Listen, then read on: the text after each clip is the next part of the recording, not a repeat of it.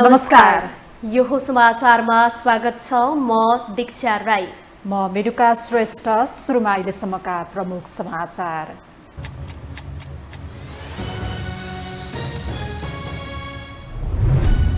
विस्तृत शान्ति सम्झौताको 17 वर्ष पूरा। द्वन्द्व पीडितले अझै न्याय पाएनन्। कानुन अलपत्र पारेर सरकार भने आश्वासन बाँड्न व्यस्त। दलीय भागभण्डाले अड्किएको न्यायाधीश नियुक्ति प्रक्रिया सुरु। सर्वोच्चमा 6 न्यायाधीश सिफारिस। टिकटक प्रतिबन्धमा अन्तरिम आदेश दिन अस्वीकार। 19 गतेलाई पेशी तोकियो। अर्थतन्त्र सुधारका लागि प्रधानमन्त्रीको प्रयत्न। निजी क्षेत्रका व्यवसायीसँग छलफल। ऋण र ब्याज तिर्नु पर्दैन भने अराजकतालाई छोड दिन नसकिने चेतावनी। 1.5 महिना लामो सङ्घर्षका बीच इजरायल र हमास सम्झौता नजिक। केही बन्धकलाई रिहा गर्न हमास लचिलो। युद्धविराम हुने आशा बढ्यो।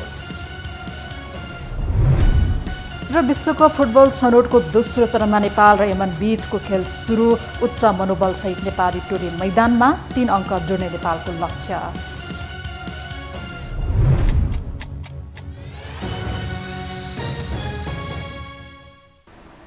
अब समाचार विस्तारमा। सर्वोच्च अदालतको न्यायाधीशमा 6 जना सिफारिस भएका छन्। आज बसेको न्याय परिषदको बैठकले सर्वोच्चमा रिक्त रहेका न्यायाधीशका लागि 6 जनालाई सिफारिस गरेको हो। सिफारिस भएका मध्ये 4 जना उच्च अदालतका न्यायाधीश र 2 जना कानुन व्यवसायी रहेका छन्। उच्च अदालतका न्यायाधीश मध्येबाट सारङ्गा सुवेदी, महेश शर्मा पौडेल, टेक प्रसाद ढुङ्गाना र अब्दुल अजिज मुसलमान सिफारिस भएका छन् भने कानुन व्यवसायी मध्येबाट बालकृष्ण ढकाल र सुनिल पोखरेलको नाम सिफारिस भएको छ। रिक्त 1 जना न्यायाधीशका लागि भने अझै सिफारिस भएको छैन।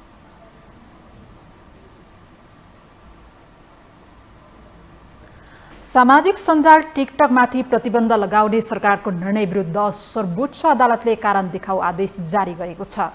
आज सर्वोच्चका न्यायाधीश विनोद शर्माको इजलासमा भएको सुनवाईले मङ्सिर 15 भित्र लिखित जवाब पेश गर्न सरकारलाई आदेश दिएको हो। यस्तै मङ्सिर 19 मा पूर्ण सुनवाईको लागि पेशी तोकिएको छ। सरकारले कार्तिक 27 मा लगातार रूपमा सामाजिक सद्भाव बिथोलिने गरी लगातार प्रचार भइरहेको भन्दै टिकटकमा प्रतिबन्ध लगाउने निर्णय गरेको थियो।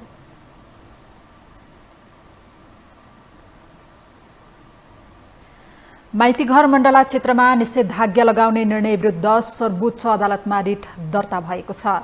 जिल्ला प्रशासन कार्यालय काठमाडौँले माइतीघर मण्डलादेखि नयाँ बानेश्वरसम्म तोकेको निषेधित क्षेत्र विरुद्ध आज 2 रिट दर्ता भएका हुन्। सर्वोच्च प्रशासनले माइतीघर मण्डला क्षेत्रमा निषेधाज्ञाको निर्णय विरुद्ध सर्वोच्चमा अधिवक्ता स्वागत नेपाल र अर्का अधिवक्ता प्रेमराज सिलवालले छुट्टै रिट दर्ता गरेको जानकारी दिएको छ। उक्त रिटमाथि भोलि प्रारम्भिक सुनवाईका लागि पेशी तोकिएको छ। यही मङ्सिर 7 गते मेडिकल व्यवसायी दुर्गा प्रसाईको नेतृत्वमा एउटा पक्ष र राष्ट्रिय युवा सङ्घको अगुवाईमा अर्को पक्षले प्रदर्शन गर्न खोजेपछि जिल्ला प्रशासन कार्यालय काठमाडौँले माइतीघर मण्डला आसपास निषेधित क्षेत्र घोषणा गरेको हो।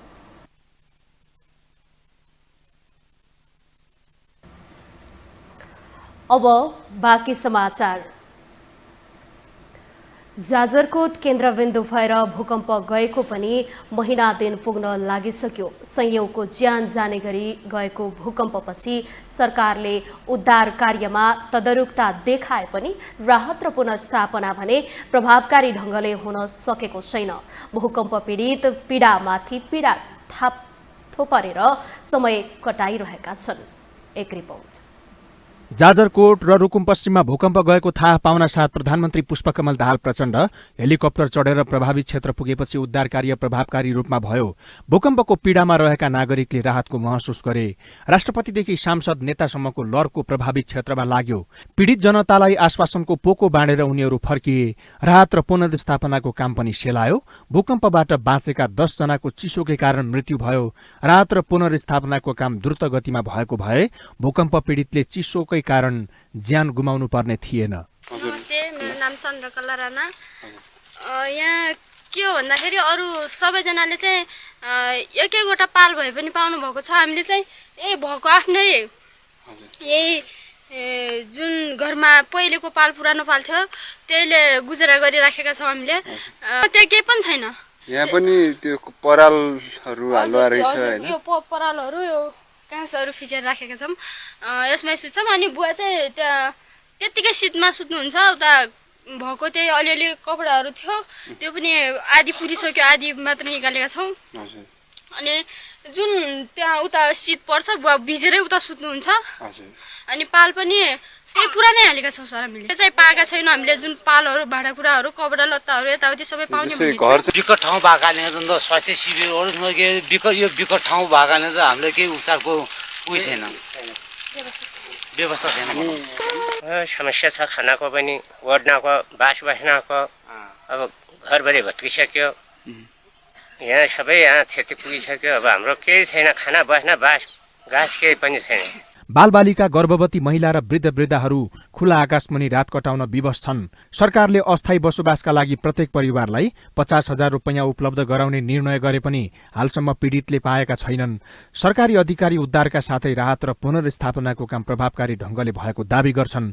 प्रमुख सत्तारूढ दल नेपाली कंग्रेसले भूकम्प पीडितलाई थप राहत दिने विषयमा दोस्रो चरणमा छलफल चलाएको छ। कंग्रेस प्रवक्ता समेत रहेका अर्थमन्त्री प्रकाश शरण महत अस्थायी आवासका लागि प्रभावित परिवारलाई दिने भनेको 50,000 रुपैयाँ जिल्ला तहमा पुग्ने दावी गर्छन्। भूकम्प प्रभावित क्षेत्रमा जुन सरकारले अहिले 50,000 को दरले हरेक जसको घर क्षति भएको छ उद्धार राहत र अरू खाले सहयोग त गइ नै राखेको छ। त्यो बाहेक अब अस्थायी आवासको लागि हरेक प्रभावित परिवारलाई चाहिँ 50,000 को दरले चाहिँ सहयोग दिने भनेको छ। त्यो पनि चाँडै त्यहाँ पुग्नु पर्यो भन्ने कुरा आएको छ र सायद आज जिल्ला तहमा पुग्छ र जिल्ला उद्धार कोषले विपद कोषले गाउँपालिका मार्फतबाट सम्बन्धित परिवारकोमा त्यो पुग्छ। त्यो भूकम्प गएको महिना दिन पुग्न लाग्दा समेत ओत लाग्ने अस्थायी टहरा समेत बन्न सकेको छैन। करोडौंको आलिशान महलमा लाखौंको बेडमा सुत्ने नेताहरूलाई खुला आकाशमुनि बस्नुपर्दाको पीडा के थाहा। एक सरो ओड्ने कपडा नभएकै कारण चिसोले ज्यान गएको पीडा कसरी बुझ्नु। त्यसैले मन्त्रीहरू भन्दैछन् राहत वितरणमा कुनै ढिलासुस्ती भएको छैन। आइराख्छ यस्तो कुरो के केही न केही हैन, त्यो पुगे पनि त्यो फेरि आइराख्छ, समाचार आइराख्छ। हामी चाहिँ एकदम हामीले त कडा निर्देशन दिएका छौँ सिडिओलाई, खबरदार जिल्ला व्यवस्थामा आकाश खुला आकाश मुनि कोही भयो भने, म्याट बिना कोही रह्यो भने, ब्ल्याङ्केट बिना कोही भयो भनेर खान पाएन भने तपाईँहरूलाई कारवाही गर्छौँ भन्छ। सामान चाहियो हामीलाई भन्नुहोस्, हामी जसरी पनि पठाउँछौँ भनेर भनेका छौँ। राहत कोषमा सहयोगको पैसा थुप्रिएको छ। भूकम्प पीडितले आवश्यक राहत पाउन सकेका छैनन्। महिनौं दिन हुन लाग्दा समेत नागरिकलाई सुरक्षित राख्न नसक्नु लज्जाको विषय हो। राज्य सत्ताको बागडोर सम्हालिरहेका प्रधानमन्त्री प्रचण्ड भूकम्प पीडितको ज्यानभन्दा आफ्नै सत्ताको कुर्सी जोगाउन भगीरथ प्रयासमा छन्। जनताको आवाज बोल्नुपर्ने प्रमुख प्रतिपक्षी पनि सड़कमा मुडेबल प्रदर्शनको तयारीमा छ। जनतालाई पीडादायी व्यवस्थाबाट मुक्त गरेर सुखको अनुभूति गराउने अधुरो सपना देखाइरहेका राजावादीहरू गाउँ गाउँबाट मानिस जम्मा गरेर भोज भतेर लगाइरहेका छन्। तर जाजरकोट र रुकुम पश्चिमका भूकम्प पीडितहरू पीडामाथि पीडा थोपरेर बस्न बाध्य बनेका छन्। यो हो टेलिभिजनका लागि पासाङ शेर्पाको रिपोर्ट। गणतन्त्रले नै दिएको आलोचना र विरोध गर्न पाउने अधिकार कसैले प्रयोग गर्दा सरकार व्यवस्था ढल्ने चिन्ता गर्न थालेको छ। तर आफ्नै अकर्मण्यताले हदपार गर्दा गणतन्त्र धरापमा पर्छ भन्ने चेत खुलेको देखिँदैन। एक रिपोर्ट। कुनै एक व्यक्तिले गणतन्त्रले दिएको अधिकार प्रयोग गर्दा गणतन्त्रवादीहरू डराएका छन्। नेकपा एमालेको युवा संघलाई नेतृत्व गरेका महेश बस्नेत र व्यवसायी दुर्गा प्रसाईको भिडन्तलाई सरकारले व्यवस्था धर्मरायको रूपमा बुझ्न थालेको छ। यसले गणतन्त्रले नै दिएको अधिकार उपयोग गर्दा व्यवस्था खतरामा पर्छ भने गणतन्त्रको जग कति कमजोर रहेछ भन्ने प्रश्न पनि उब्जाइदिएको छ। नेता र सरकारमाथि प्रश्न उठ्नु भनेको गणतन्त्रमाथि प्रश्न उठ्नु होइन। नेताहरूलाई जनताले नै गणतन्त्रको रक्षकको हैसियतमा पठाएकाले प्रश्न उठ्नु स्वाभाविक हो। तर गणतन्त्रवादीहरू तिनै पूर्व राजा ज्ञानेन्द्र शाहदेखि डराइरहेका छन्, जसले आफ्नै अकर्मण्यताले राजगद्दी गुमाएदेखि राजदरबार हत्याकाण्डको दोषीसम्मको आरोप खेपिरहेका छन्। अर्थात् जोसँग राजनीतिक संस्कार र चेत नै छैन। यदि पूर्व राजा शाहसँग राजनैतिक चेत हुन्थ्यो भने हिजोका दिन सत्ता कब्जा गर्न हतार गर्दैन थिए। ग्रान्ड डिजाइनमा भएको राजदरबार हत्याकाण्डमा आफ्नै दाजुको हत्याको आरोप खेपेका उनीमाथि गद्दी छोड्नकै लागि अनेकन नाराहरू समेत लागेका थिए। यसै परिस्थितिमा 2063 माघ 19मा कु गरेका ज्ञानेन्द्रले सत्ता कब्जा गर्न हतारो गरेको प्रश्न हुन्छ। गत भदौमा पनि पूर्व राजा शाहले गणतन्त्रका लागि अन्तिम पटक राजावादी एजेन्डा बोकेका दलहरूलाई सङ्घर्ष गर्न लगाउने रणनीति नै लिएका थिए। राजसंस्था फर्काउनकै लागि स्वदेशमा राजावादी र विदेशका कूटनीतिक नियोगको समन्वय गर्न मध्यस्थकर्ताको समेत प्रयोग गर्न भ्याएका थिए।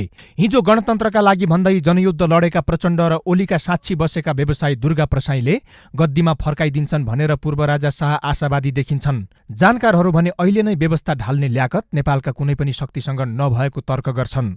सत्ताको लागि जेसुकै गर्न तयार हुनेहरूको राज्य सत्ता अहिले छ।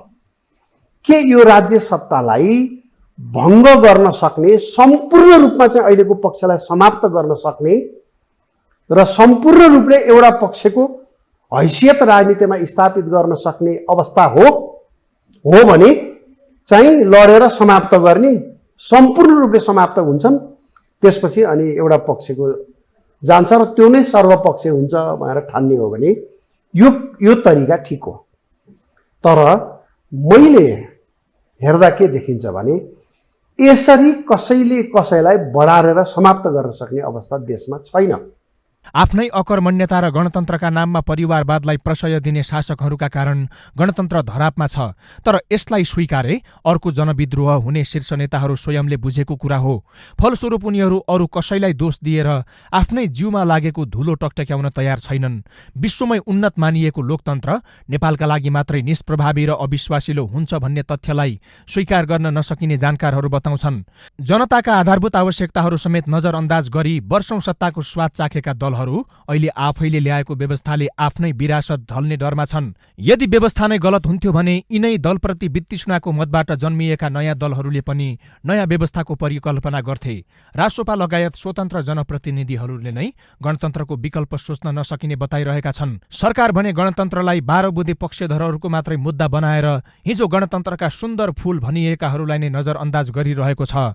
यसले नेताहरूले आफ्नो अकर्मण्यताको दाग व्यवस्थामाथि देखाएको स्पष्ट छ। होइन, किन आतंकित हुनुभयो त्यो उहाँहरूलाई नै सोध्नुहोस्। म त आतंकित हुनुपर्ने केही पनि देख्दिनँ। किनभने तपाईँ बेलायत अमेरिका जस्तो देशमा उहाँ इजरायलले हमासमाथि आक्रमण गरेका छ, हमासलाई आतङ्ककारी भनेर ती देशले त्यहाँ लाखौँ जनता सडकमा उठेर जुलुस निकाल्छन्। पुलिसले त खै हस्तक्षेप गरेर कुटेको देख्दिनँ म त्यहाँ। अनि यहाँ चाहिँ नेपालको संविधानले प्रत्येक व्यक्तिलाई लेख्ने बोल्ने शान्तिपूर्ण भेला हुने अधिकार दिने, अनि कुनै व्यक्तिले म जुलुस निकाल्छु भन्दा त्यो जुलुस कत्रो निस्किने हो त्यो पनि थाहा छैन। वास्तवमा त्यसले कत्रो शक्ति उत्पादन गर्छ त्यो पनि थाहा छैन। पहिले आतंकित भएर 12 बुँदे ल्याउदेखि लिएर कसरी सेना परिचालन गर्छु भनेपछि यो हास्यास्पद कुरा हो। र यसबाट के देखिन्छ भन्दाखेरि सरकार चलाउनेहरू, शासन चलाउनेहरू कति आफ्नै कृत्यले आफै कति तर्सेका रहेछन् भन्ने कुरा पो देखिन्छ। त लोकतन्त्रमा समर्थन विरोध गर्न पाइन्छ, तर द्वन्द्व, हिंसा र रक्तपातपूर्ण सङ्घर्षलाई लोकतन्त्र मान्न सकिँदैन। कुनै नागरिकले त्यही लोकतन्त्रले दिएको अधिकार प्रयोग गर्दा व्यवस्थामाथिकै प्रहार देख्ने नेतृत्वको सङ्कीर्ण सोचले गणतन्त्र झनै जोखिममा पर्न सक्छ।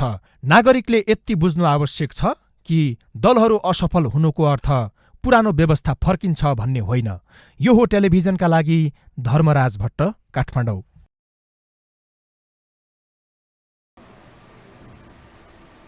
हामीसँग समाचार बाँकी नै छन्, अहिलेलाई विश्राम।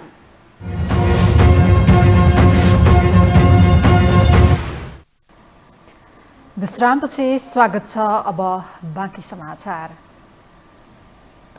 अर्थमन्त्री डाक्टर प्रकाश शरण महतले नेपालमा कार्बन उत्सर्जन शून्य बनाउन कुनै चुनौती नरहेको बताउनु भएको छ। आज काठमाडौँमा आयोजना भएको राष्ट्रिय जलवायु सम्मेलनमा बोल्दै अर्थमन्त्री डाक्टर महतले कार्बन उत्सर्जन कम गर्न नेपालको 45% वन जङ्गल बनाएको विषयलाई विश्वले प्रशंसा गर्नुपर्ने बताउनुभयो।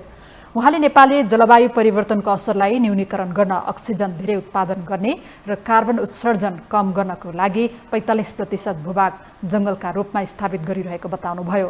अर्थमन्त्री महतले कार्बन उत्सर्जन कम गर्न सवारी साधनहरू समेत विद्युतीयमा परिमार्जन भइरहेको उल्लेख गर्नुभयो। उहाँले सन् 2045 भित्र विशुद्ध शून्य कार्बन उत्सर्जनमा पुग्ने लक्ष्यमा विश्वले कुनै शङ्का नराख्न आग्रह गर्नुभएको छ। 50,000 को दरले हरेक जसको घर क्षति भएको छ उद्धार राहत र अरू खाले सहयोग त गइ नै राखेको छ। त्यो बाहेक अब अस्थायी आवासको लागि हरेक प्रभावित परिवारलाई चाहिँ 50,000 को दरले चाहिँ सहयोग दिने भनेको छ। त्यो पनि चाँडै त्यहाँ पुग्नु पर्यो भन्ने कुरा आएको छ र सायद आज त्यहाँ जिल्ला तहमा पुग्छ र जिल्ला उद्धार कोषले विपद कोषले गाउँपालिका मन्त्री डाक्टर महतले नेपालमा जलवायु परिवर्तनले पारेको असर न्यूनीकरण गर्ने डोनर एजेन्सीहरूबाट सहयोग लिएर नेपालमा रिपोर्ट मात्रै प्रस्तुत गर्ने भन्दा पनि कार्यक्रम ल्याउन आग्रह गर्नुभएको छ।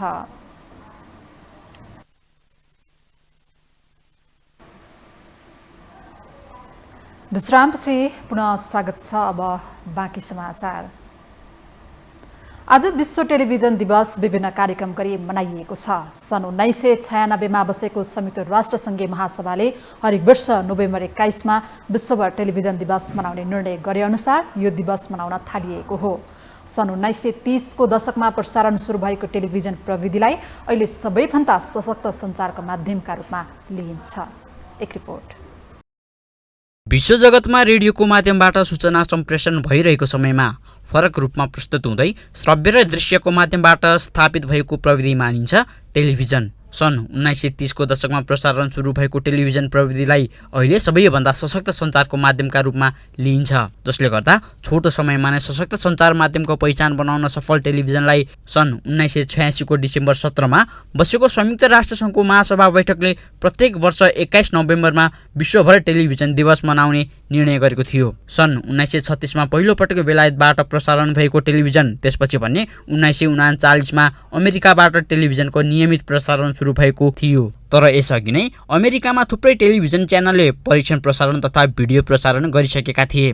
नेपालमा भने सन् 1970 ताका टेलिभिजन सेटहरू भित्रिएको पाइन्छ।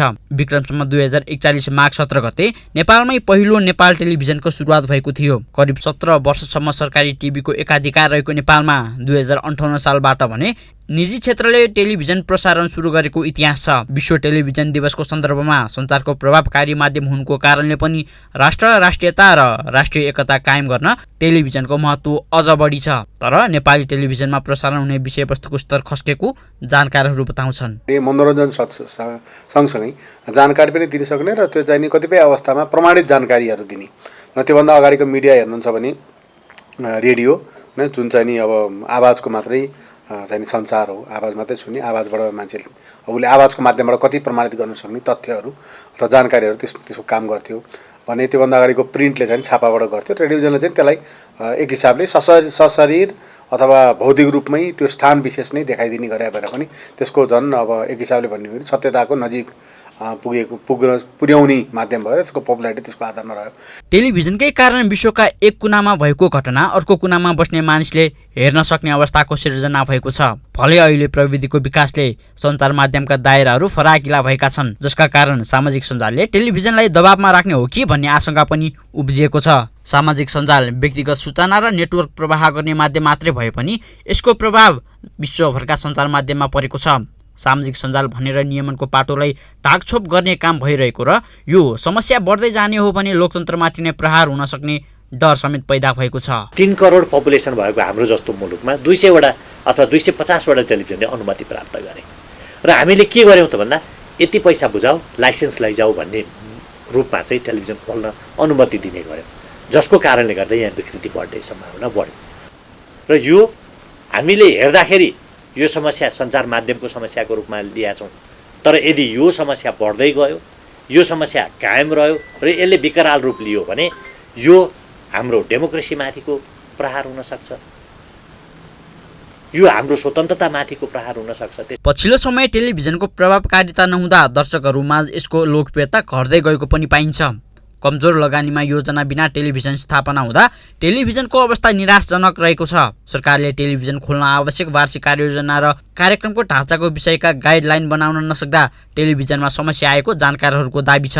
सरकारले कुनै योजना बिना टेलिभिजन अगाडि बढाउन अनुमति दिँदा गम्भीर कन्टेन्ट भन्दा पनि सस्ता उत्पादन सामग्रीमा टेलिभिजनहरू केन्द्रित हुने गरेका छन्। योजना विहीनता एक छ कि 1 वर्ष 1.5 वर्षमा नयाँ ठुलो लगानी गरेर हल्ला खल्ला गरेर आएका टेलिभिजनहरू 1 वर्ष 1.5 वर्षमा चाहिँ बन्द भइरहेछन् भनेपछि 1.5 वर्षको पनि प्लानिङ नभएको कस्तो प्लानिङ होला? अनि त्यो प्लानिङ प्राइभेट सेक्टरले गर्दैन। सरकारले पनि यस्तो कुरोहरूमा चाहिँ हेर्नुपर्ने हो कि बताउनु पर्ने हो कि गाइडलाइन्सहरू प्लानहरू चाहिँ यस्ता संस्थाहरूसँग पनि माग्नुपर्छ र प्लान विदाउट प्लान गर्दाखेरि त आज श्रमजीवीको समस्या भइरहेछ, आज चाहिँ आयो गयो भइरहेछ। त्योभन्दा पनि डरलाग्दो कुरो त अपारदर्शिता।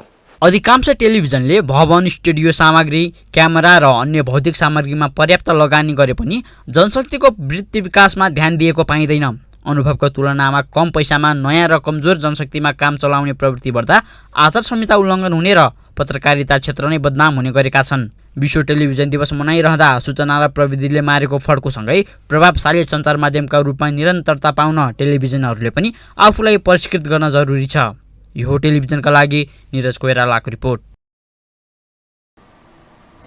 तत्कालीन द्वन्द्वरत पक्ष नेकपा माओवादी र नेपाल सरकार बीच विस्तृत शान्ति सम्झौता भएको 17 वर्ष पूरा भएको छ। यो अवधिमा मुलुकले राजनीतिक परिवर्तनमा फड्को मारेको छ, तर विडम्बना राजनीतिक परिवर्तनको आवाज द्वन्द्व पीडितले गर्न पाएका छैनन्। तत्कालीन राज्य पक्ष र सशस्त्र द्वन्द्वमा होमिएको माओवादीबाट पीडित बनेका परिवार अझै पनि न्यायको प्रतीक्षामै छन्। एक रिपोर्ट। विक्रम सम्वत 2063 मंसिर 5 गते तत्कालीन प्रधानमन्त्री गिरिजाप्रसाद कोइराला र द्वन्द्वरत नेकपा माओवादी अध्यक्ष पुष्पकमल दाहाल प्रचण्डले विस्तृत शान्ति सम्झौता पत्रमा हस्ताक्षर गरे। उक्त शान्ति सम्झौतासँगै 10 वर्षीय सशस्त्र द्वन्द्व औपचारिक रूपमा अन्त्य भयो। नयाँ संविधान निर्माण, लडाकु व्यवस्थापन, संक्रमणकालीन न्याय र आर्थिक सामाजिक रूपान्तरणको सहमति सहित शान्ति सम्झौता भएको 17 वर्ष बित्यो। राजनैतिक परिवर्तनसँगै मुलुकमा संघीय लोकतान्त्रिक गणतन्त्रात्मक शासन व्यवस्था लागू भयो। संविधान कार्यान्वयन पछिको दोस्रो संसदीय निर्वाचनपछि तत्कालीन सशस्त्र द्वन्द्वका नेतृत्वकर्ता प्रचण्ड नै वर्तमान सत्ताको नेतृत्व गरिरहेका छन्। प्रचण्ड यो अवधिमा पटक पटक सत्तामा पुगे, अझ भनौं सधैँ सत्ताकै वरिपरि रहे। विडम्बना द्वन्द्वको नेतृत्व गर्नेहरू सत्ता र सिंहदरबारमा रजगज गरिरहेका छन्, तर त्यही द्वन्द्वका पीडित परिवार न्यायको खोजीमा 17 वर्षदेखि सिंहदरबार धाइरहेका छन्। द्वन्द्वका क्रममा भएको अन्याय र ज्यादतीका घाउ 17 वर्षसम्म पनि पुरिन सकेको छैन। न्याय दिलाउनु पर्ने पक्ष नै छलछाममा लागेको त होइन भन्ने शंका बढ्दो छ। द्वन्द्व पीडितले न्याय र पीडकले सजाय पाउन सकेको छैन। द्वन्द्वका बेला बेपत्ता भएकाहरूको अवस्था अझै सार्वजनिक हुन सकेको छैन। शान्ति प्रक्रियालाई पूर्णता दिने विषय राजनीतिक दलहरूको सत्ता स्वार्थको सौदाबाजी भन्दा यो विषय थप पेचिलो बनिरहेको सरकारवालाहरूको तर्क छ। यसलाई समयमा नै टुङ्गो लगाउन नसक्दा विदेशी शक्ति सल्बलाउन थालेको र यसलाई छिटो टुङ्ग्याउनु पर्ने उनीहरूको जोड छ। राजनीतिक दलहरूको बीचमा दृढ इच्छा शक्ति भएन। त्यो किन भएन भने एउटा दलले मात्र यो गरेर पार लाग्ने चिज होइन। यो अहिले मुलुकको साझा मुद्दा हो। यसलाई चाहिँ अब माओवादीको अथवा काङ्ग्रेसको या सेनाको मुद्दा भनेर मान्न मिल्दैन। यसमा चाहिँ राजनीतिक रूपमा प्रत्येक दल भनौँ यो 3वटा मुख्य दल चाहिँ सहमत हुनैपर्छ कि अब किन गरिरहेको छैन भने यो त एउटा सत्ता सोपानको भनौँ न भड्याङ भइसकेको छ क्या। कसरी यसलाई चाहिँ अब भजाउने, कसरी चाहिँ गर्ने, लम्ब्याउने एउटा त्यो पनि देखियो। अर्को चाहिँ यसको कानुनी जटिलताहरू छन्। त्यो कानुनी जटिलताको लागि अहिले ऐन चाहिँ उसमा संसदमा विचाराधीन छ। संक्रमणकालीन न्याय सम्बन्धी टीआरसी विधेयक संसदमा विचाराधीन अवस्थामा छ। सत्ता गठबन्धन र प्रतिपक्षी दलहरू बीच सहमति नजुट्दा यो विषय थप लम्बिने देखिएको छ। संविधान अनुसार 2 वर्षभित्र सम्पूर्ण काम सक्ने भनेर गठन गरिएको बेपत्ता पारिएका व्यक्तिको छानबिन आयोग र सत्यनिरूपण तथा मेलमिलाप आयोगले काम गर्न सकेको छैन। अहिले यी दुवै आयोग पदाधिकारी विहीन छन्। उहाँहरूको हातमा राज्य सञ्चालनको बागडोर पुग्यो। सरकार सञ्चालनमा उहाँहरूको सर्वथा ठुलो भूमिका भयो। तर त्यसका सत्यनिरूपण मेलमिलाप आयोग तथा बेपत्ता व्यक्तिको छानबिन आयोग समितिका उहाँहरूले पुरा गर्नु भएन। त्यो उहाँहरूले किन पुरा गर्नु भएन? यो प्रश्न 17 वर्षमा शक्तिशाली रूपमा उठाउनुपर्छ भन्ने लाग्छ मलाई। पहिलो कुरा, मुलुकको हरेक राजनीतिक उतार चढावमा एक हुने ठूला दल र शीर्ष राजनीतिक नेतृत्व द्वन्द्व पीडितलाई न्याय दिने विषयमा गम्भीर देखिएका छैनन्। वर्षौंदेखि शान्ति प्रक्रिया टुङ्गिन नसकेको अवस्थामा संयुक्त राष्ट्रसङ्घका महासचिव एन्टोनियो गुटेरेसले पनि असन्तुष्टि व्यक्त गरेका थिए। केही साता अघि नेपाल भ्रमणमा आएका उनले पीडितलाई केन्द्रमा राखेर शान्ति प्रक्रियालाई टुङ्गोमा पुर्याउन सुझाव समेत दिएका थिए। एकअर्कामा दोषारोपण गरेर खुलेआम सत्ताको सौदाबाजीमा दलहरू रमाइरहेका छन्। शान्ति प्रक्रिया टुङ्ग्याउने न्याय निरूपणको विषय दलगत दाउपेचको विषय बनिरहेको छ। तर सरकारले भने झुठा आश्वासन दिएरै पीडितलाई झुलाउन भरे छाडेको छैन। हिउँदे अधिवेशन जुन अब हामी सुरु गर्छौँ, हिउँदे अधिवेशनलाई वास्तवमा यो विधेयक अधिवेशनको रूपमा लिने हुँदाखेरि त्यतिखेर हामीले टुङ्ग्याउनै पर्ने, एउटा त अगाडि गइहाल्यो, त्यो पनि संसदमा छ। यो चाहिँ हाम्रो नटुङ्ग्याइ नहुने दुईवटा विशेष खालको विधेयकहरू हुन त थुप्रै छन्। त्यसमा पनि यो चाहिँ नि टिआरसी बिल र अर्को चाहिँ नि एन्टी मनी लन्ड्रिङ बिल, यो दुईवटा चाहिँ नि एकदमै आवश्यक परेका कारणले गर्दाखेरि र अरू पनि आवश्यक छ। यसलाई छिटो टुङ्ग्याउने छौँ, त्यसपछि अरू पनि टुङ्ग्याउँछौँ। द्वन्द्वका नेतृत्वकर्ता, शान्ति सम्झौताका हस्ताक्षरकर्ता, प्रधानमन्त्री एवं माओवादी केन्द्रका अध्यक्ष प्रचण्ड आफ्नो प्रधानमन्त्रीको यो कार्यकालमा शान्ति प्रक्रियाका बाँकी कामलाई जसरी पनि टुङ्ग्याउने कसरतमा छन्। यसलाई निष्कर्षमा पुर्याउन हार गुहार नै गरिरहेका छन्। राष्ट्रिय सहमति सहित निष्कर्षमा पुर्याउनु पर्ने विषयमा समेत दलहरू स्वार्थ केन्द्रित हुन छाडेका छैनन्। दलगत स्वार्थ हाबी हुँदा तत्काल द्वन्द्व पीडितले न्याय पाउने सम्भावना कम देखिन्छ। 17 वर्ष कुरेका पीडित परिवारले अझै कति कुर्नु पर्ने हो त्यो भने अनिश्चित नै छ। अब बाँकी समाचार। मङ्सिर 7 को मिति तोकेर काठमाडौँमा शक्ति प्रदर्शनको तयारी गरेको दुई समूहलाई रोक्न सरकारले सेना समेत परिचालन गर्ने भएको छ। नेपाली सेनाका उपरथीको नेतृत्वमा सेना सडकमा झर्दैछ, तर कतिपयले यसलाई अस्वाभाविक भनेका छन्। एक रिपोर्ट। डनहरूको पनि डन, गुण्डाहरूको पनि गुण्डा, नेताहरूको पनि नेता, राजाहरूको पनि राजा। मै हो भन्ने दुर्गा पर्साई र दुर्गा पर्साई भनेको भुसुनो हो। फ्याट्ट पारिदिए खत्तम हुन्छ, हावाले फुल्लिएको बेलुन हो। एउटा सिन्कोले क्याच्च घोचिदिए फुट्छ भन्ने महेश बस्नेत बीच शक्ति देखाउने लडाईँ हुँदैछ। एउटै तुलोमा राखेर हेरियो भने यिनीहरूका आनी बानी, यिनीहरूका बोली, यिनीहरूका लवज, यिनीहरूका शैली र शब्दबान कोही भन्दा कोही कम छैनन्। यिनीहरूले एकअर्कालाई पारेको हाक सुन्दा कुनै उपलब्धि हात पर्ने देखिँदैन। यिनीहरूका दोहोरी सुन्दा रक्तपात मच्चिएला, तर जनताले सुशासन पाउनेवाला छैनन्। बरु एकअर्का विरुद्ध भिडेर सकिने भन्दा अर्को उद्देश्य यिनीहरूसँग हुने छैन। एकपटक यो सुनौ। हेरौँ न हौ, भिडौँ, एकपल्ट लडौँ न यिनीहरूसँग, एकपल्ट टेस्ट गरौँ न। युवासँग कति रहेछन्, दुर्गा प्रसाईसँग कति रहेछन्। दुर्गा प्रसाईले देश वरिबाट ल्याएको भन्दा डबल मान्छेले भक्तपुरले लानेछ, भक्तपुरले लान्छ। दुर्गा पर्साई र महेश बस्नेत जस्ता पात्रलाई तह लगाउन निषेधाज्ञा नै गर्नुपर्ने दिन आएको छ। तैपनि रोक्न छेक्न सक्ने ताकत सरकारसँग छैन। फलत हायल कायल भएको सरकार सेना गुहार्दैछ।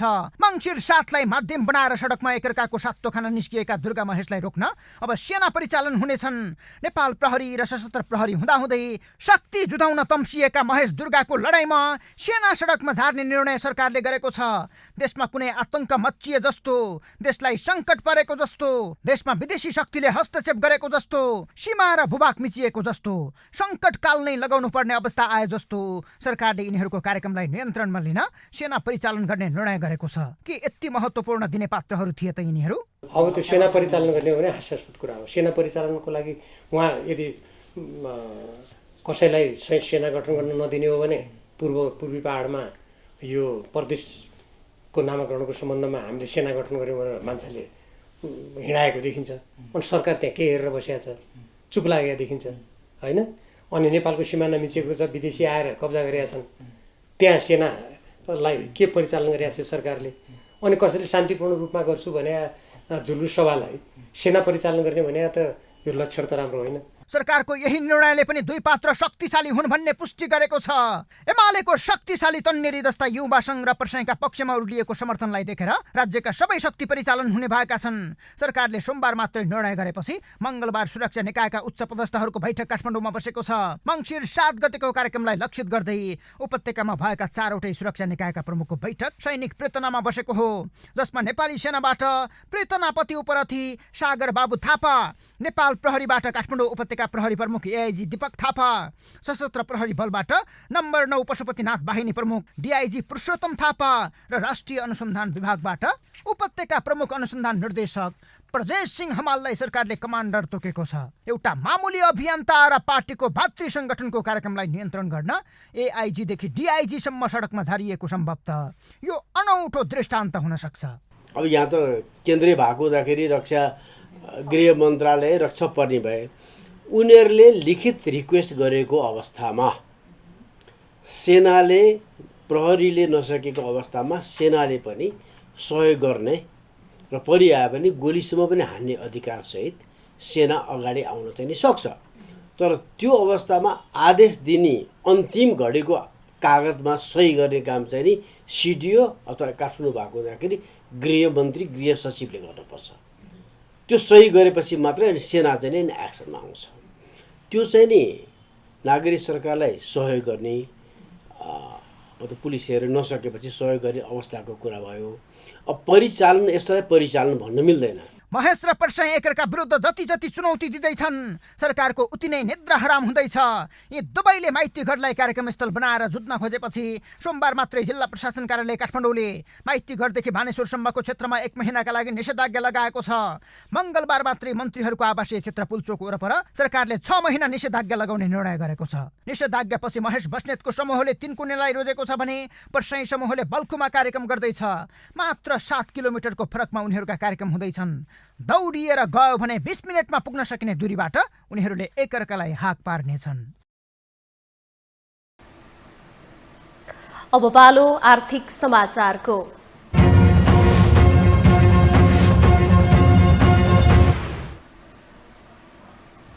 प्रधानमन्त्री पुष्पकमल दाहाल प्रचण्डले अर्थतन्त्र अझै दबावमुक्त नरहेको दावी गर्नुभएको छ।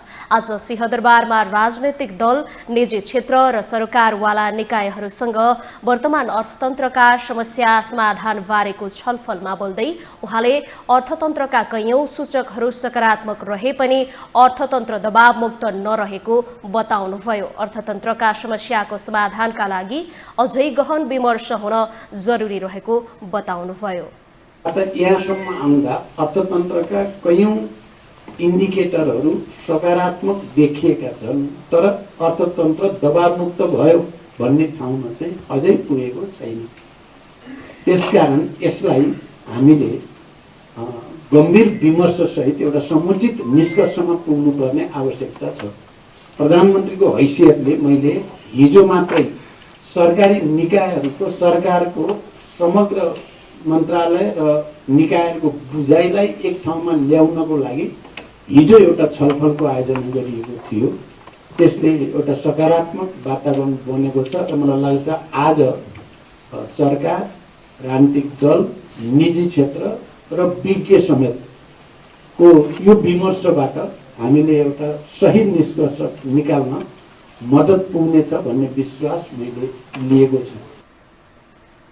प्रधानमन्त्री प्रचण्डले सहकारी, लघुवित्त, बैंक ब्याज, व्यवसायीको कर्जा सम्बन्धीका समस्या विगतमा विभिन्न कारणले पैदा भए पनि एक थरीले यो समस्या देखेर राजनीतिक फाइदा उठाउने प्रयास भइरहेको बताउनुभयो। उहाँले समाजमा अविश्वास र अराजकता फैल्याउने प्रयास भइरहेको बताउनुभयो।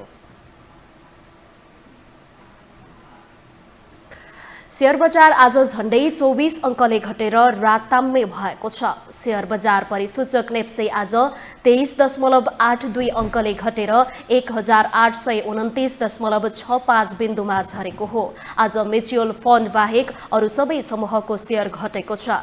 आज बजारसँगै कारोबार रकममा पनि कमी आएको छ। आज 36,75,000 किता शेयर 95 करोड 4 लाख रुपैयाँमा कारोबार भएका छन्।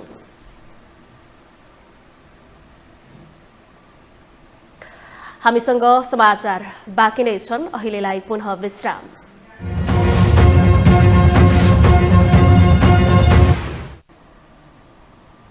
अब पालो अन्तर्राष्ट्रिय समाचारको।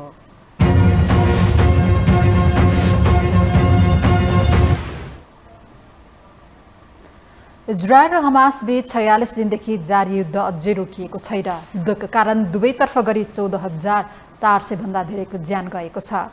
1.5 महिना लामो सङ्घर्ष चलिरहँदा इजरायल र हमास सम्झौता नजिक पुगेको सङ्केत मिलेको छ। एक रिपोर्ट। झण्डै 14,500 को नरसंहारपछि इजरायल र हमास बीच युद्ध विरामको सम्झौता नजिक पुगेको सङ्केत मिलेको छ। हमासको नियन्त्रणमा रहेको 240 जना बन्दक मध्ये केहीलाई रिहा गर्ने विषयमा सम्झौता नजिक पुगेसँगै युद्ध विरामको आशा पलाएको हो। हमास नेता इस्माइल हानियाले इजरायलसँग युद्ध विराम सम्झौतामा नजिक पुगेको बताएका छन्। हामी युद्ध विराम सम्झौताको नजिक पुगेका छौँ। एएफपीलाई उनको कार्यालयले पठाएको एक विज्ञप्तिमा उनले भनेका छन्, गाजामा युद्ध सुरु भएको केहीदेखि वार्ताकारहरूले प्यालेस्टाइन लडाकुहरूले बन्दक बनाएका 240 मध्ये केहीलाई मुक्त गर्नका लागि एउटा सम्झौतामा पुग्ने प्रयास भइरहेको जनाएको छ। नाम नबताउने शर्तमा एएफपीसँग कुरा गर्दै हमास र इस्लामिक जिहादको स्रोतले उनीहरूको आन्दोलन युद्ध विराम सम्झौताको शर्तमा सहमति नजिक पुगेको बताइएको छ। इस्लामिक जिहाद अर्को छुट्टै प्यालेस्टाइनी लडाकु समूह हो जसले अक्टोबर 7 को हमलामा पनि भाग लिएको थियो। अस्थायी सम्झौतामा 5 दिने युद्ध विराम समावेश छ। यसमा जमिनमा युद्ध विराम र दक्षिणी गाजामा इजरायली हवाई सेवा सञ्चालनको सीमा समावेश छ। बदलामा प्यालेस्टाइनी लडाकु समूहले आफ्नो नियन्त्रणमा रहेका 50 देखि 100 जनालाई रिहा गरिनेछ। तीमध्ये इजरायली र अन्य मुलुकका मानिसलाई रिहा गरिने भने पनि कुनै पनि सैन्यकर्मीलाई भने रिहा गरिने छैन। प्रस्तावित सम्झौता अन्तर्गत महिला र बालबालिका सहित करिब 300 प्यालेस्टाइनीलाई पनि इजरायली जेलबाट रिहा गरिनेछ। यता अमेरिकी राष्ट्रपति जो बाइडेनले पनि बन्दकहरूलाई रिहा गर्ने सम्झौता नजिक पुगेको आफूले जानकारी पाएको बताएका छन्। उनका अनुसार कतारको मध्यस्थितिमा वार्ता सकारात्मक दिशातर्फ अगाडि बढेको आशा गरिएको छ। कतारमा हमासको एउटा राजनीतिक कार्यालय छ भने इजरायलको पनि कतारसँग अप्रत्यक्ष कूटनीतिक सम्बन्ध छ। हमासले अक्टोबर 7 मा गरेको भीषण आक्रमणमा इजरायलतर्फ करिब 1200 जना मानिस मारिएका थिए। हमासका अनुसार इजरायली हमलामा गाजामा 13,300 भन्दा बढी मानिस मारिएका छन्। यो हो टेलिभिजनका लागि मिङमा शेर्पा, काठमाडौँ। अब पालो खेल समाचारको।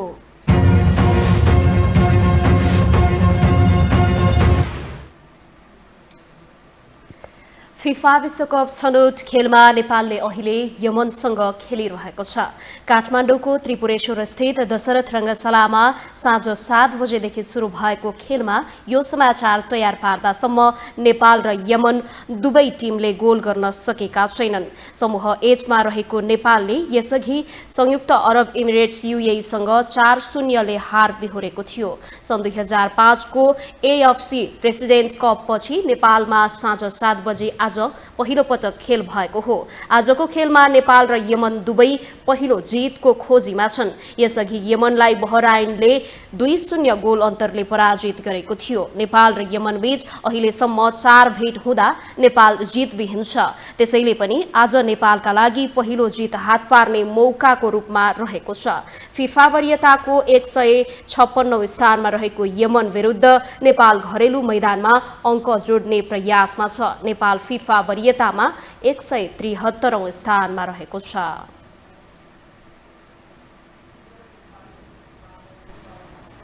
खेल समाचारसँगै हामी यो हो समाचारको अन्त्यमा आइपुगेका छौँ। बिदा हुनु अघि अहिलेसम्मका प्रमुख समाचार पुनः एकपटक।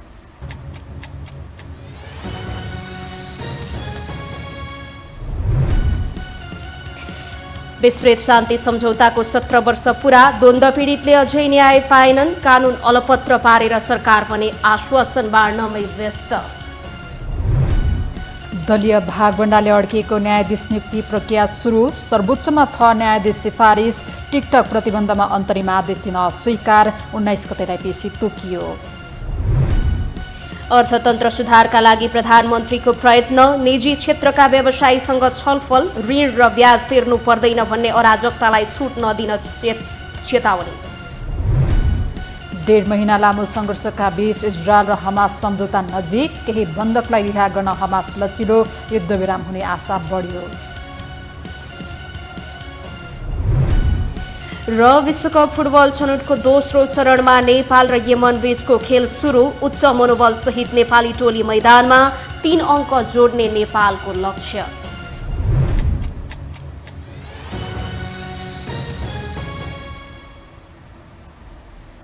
हवस् त यो हो समाचार सकियो। समाचार बुलेटिनका साथै यो हो टेलिभिजनका सम्पूर्ण कार्यक्रम यो हो टेलिभिजन.com, यो हो खबर.com, युट्युब र फेसबुकमा पनि पढ्न र हेर्न सक्नुहुनेछ। मोबाइलमा यो हो टिभी एप डाउनलोड गरी हामीलाई प्रत्यक्ष हेर्न सक्नुहुनेछ। तथ्यसहितको निष्पक्ष समाचार तथा मनोरञ्जनका लागि हेर्दै रहनुहोला यो हो टेलिभिजन। नमस्कार।